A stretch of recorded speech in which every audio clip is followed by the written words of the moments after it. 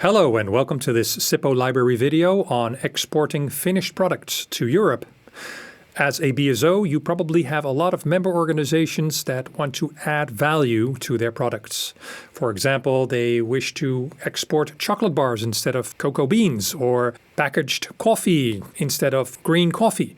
Well, before they do that, please sit down with them and look at these 10 rules that I've developed over a number of years while I worked in a company that specialized in product development, import, and after that, marketing of these finished products. All of this information is free of charge. You can use it within or outside SIPPO projects. Please give credit to the author and SIPPO. So let's talk about these finished products and how successfully to introduce them into Europe. Here are some examples of sugar, chocolate, tea from various countries. Here's sacha inchi oil from Peru, goji berry juice. Before any of your companies is planning to launch its product in Europe, make sure you look at these 10 rules so as to avoid any disappointment when making all this effort to bring the product to Europe. First of all, make sure that the company that you support has high intrinsic quality of its product. So the ingredients must be of high quality, the taste must be good.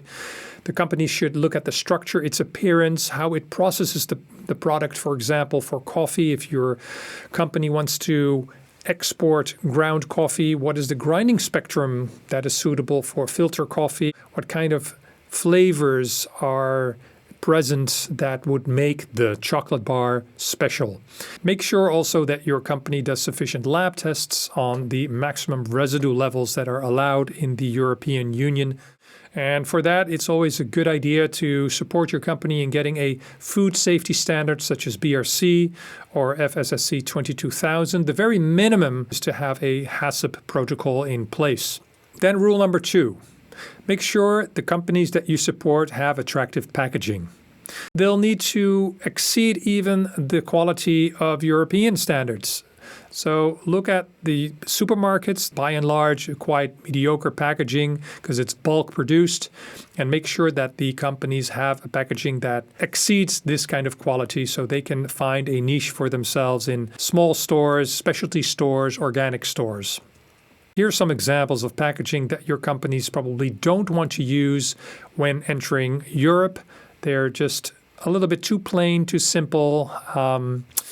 These are better examples of packaging that would really have a good chance to be successful in Europe if obviously also the quality and the price is good. We'll talk about that later on. Here are also some examples of Peru, Grenada, Indonesia. Here a bar from Ecuador. The company even made molds that engrave their brand into the chocolate bar.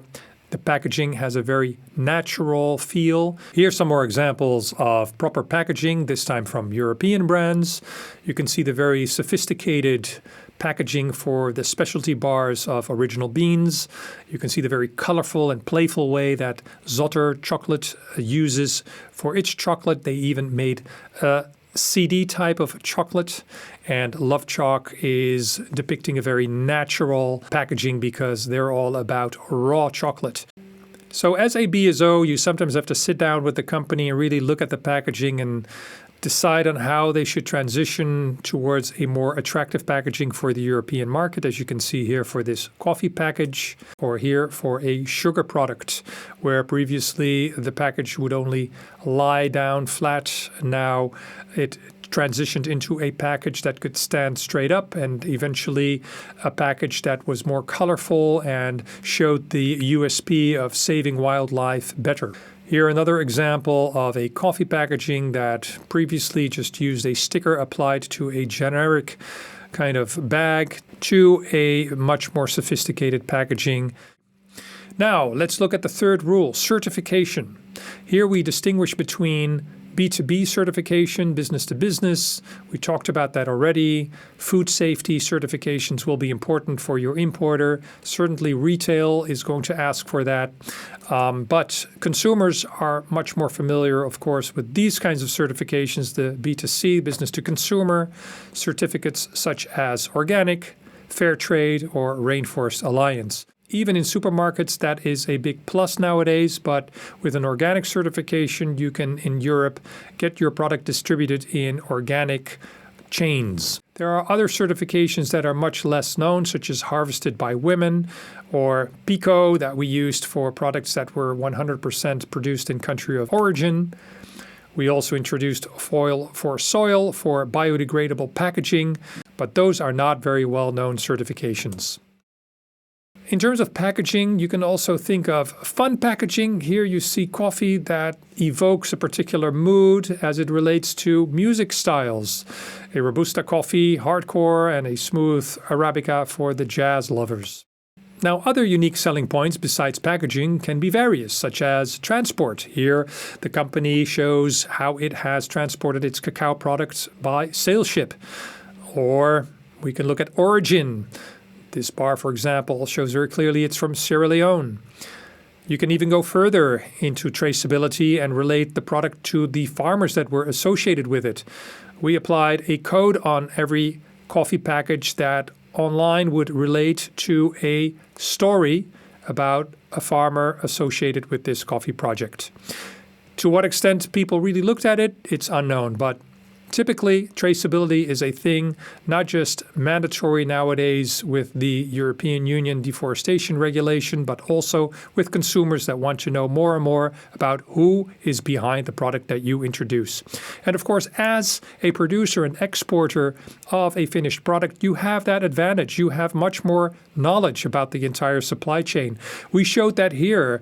The entire supply chain is shown from the farmer all the way to the consumer. So take advantage of that and promote that in your marketing. Other USPs can be to use innovative tastes or structures. These chocolate bars, for example, that were recently introduced in Dutch supermarkets, combine white yogurt with strawberry or a dark chocolate with walnut and fig. Healthy aspects can finally also be a USP, such as low sugar, as shown in these stevia bars, or using superfoods or probiotics, such as in this brand, Oombar. Rule number 5, make sure that the companies that you support have some experience in domestic sales. That will not only give them experience in actually selling finished products, but also in how to promote that, how to develop their product into something that is attractive enough for a quite demanding market such as the European Union, and it will also give them more capital to expand and export to Europe. Make sure you sit down with your companies and have them ask the question, where can I grow best? Which brings us to logistics. Make sure that the companies that you support really understand the logistics involved when wanting to export to Europe. Many of the importers, wholesalers, and shops will want a just-in-time kind of method of receiving their product as they don't have much shelf space. What is the lead time of the company you support in producing something for the export market? Remember that the company needs to take into account also the quite lengthy time it takes for a container to get to Europe. Or will it then go for air freight? We'll talk about that in a minute, but you can use these rules of thumb. A importer or a wholesaler will need at least 1 year or more on a product to be able to sell it to shops, which in turn need 6 months or more on a product to show it to a consumer. If the company that you support plans on putting only 1 year on its chocolate bar or another product, it has very little chance to be successful in Europe. So my advice would be to have at least 2 years on the product when shipping it. And there you have to determine, together with your company, what's best, air freight or sea freight. Obviously, sea freight is much less expensive, but you need to ship in much larger quantity probably, and it will take more time. In a 20-foot container, you can fill about 5,000 kilograms of roasted coffee when it's all bagged and put in boxes. But in the same container, you could put almost 20 ton of green coffee. So there is also a factor of efficiency here that we must consider. And then rule number 5, competitive price. This, of course, has to do with this logistics that we just talked about. You need to make a good cost-price calculation. What does it cost to get over there in Europe? But obviously also what is the cost price calculation in terms of its ingredients, the processing, etc. Make sure that you compare the cost price with the target markets and make sure that there is enough margins for everybody in the supply chain before you even endeavor to go to Europe with your company. Online, you can very easily find the prices of particular products. And then basically you can take this rule of thumb. An importer or a distributor would take about 20 to 30% of the sales price that he or she is going to use to sell to a wholesaler. And that wholesaler will take about 20 to 30% of the wholesale price to a shop. And the shop will need to have between 25 and 45%. Supermarkets typically take 50% if you directly sell to a supermarket through an importer. Then you would take out the wholesaler, but as I'm mentioning, the supermarket has a very high margin. Organic shops might be okay with a 20 to 25 or 30% margin. So you need to take all of these into account and then also add the VAT, which is different for various European countries. So this would be an example of a cost price calculation that, for example, we did for a chocolate bar from Ecuador. After taking into account everything from the ingredients to the packaging and the processing, you come to a FOB price, and then you have to look at all of the margins for the importer and the wholesale and the shops and the consumer, VAT, and then you get to your end price. If you have a USD price of 77, that would be 50 euro cents back in the time. That was 2009. So you can see that basically it goes 3 times up until you reach the consumer. In other words, if we go back to the honey example and you see that a jar of honey would retail at 4 or 5 euros, then you could say, well, I would probably need to export that at no more than €1.50, because eventually with all of the margins, you would reach these 4 or 5 euros in the shop. Rule number 8, sit down with your company and make sure they have a strategic partner in Europe. At least that's very much recommended, because strategic partners can promote the product. They themselves are not going to be there. So it will be good to have an importer that also has a sense of promotion, that will want to do some effort into presenting it at a trade fair. Other strategic partners can be ambassadors or influencers.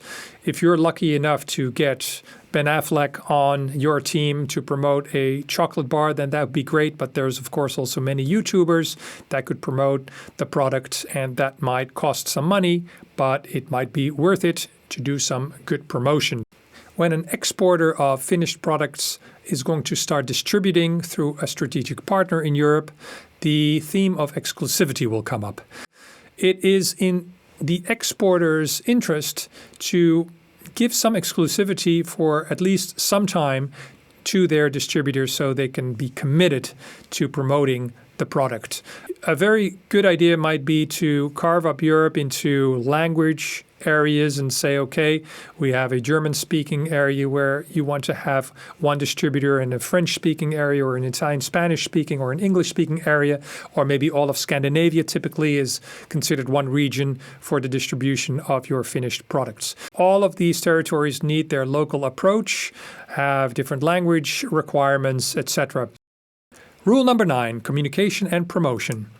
As a BSO, you want to sit down with your companies and talk about their knowledge of languages that are required to do business in Europe, at least to be able to communicate correctly with the importer or distributor.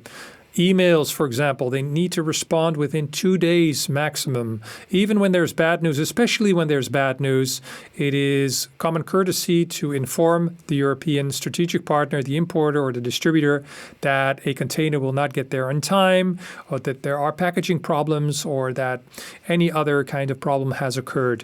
Please make sure that the communication is very transparent and timely.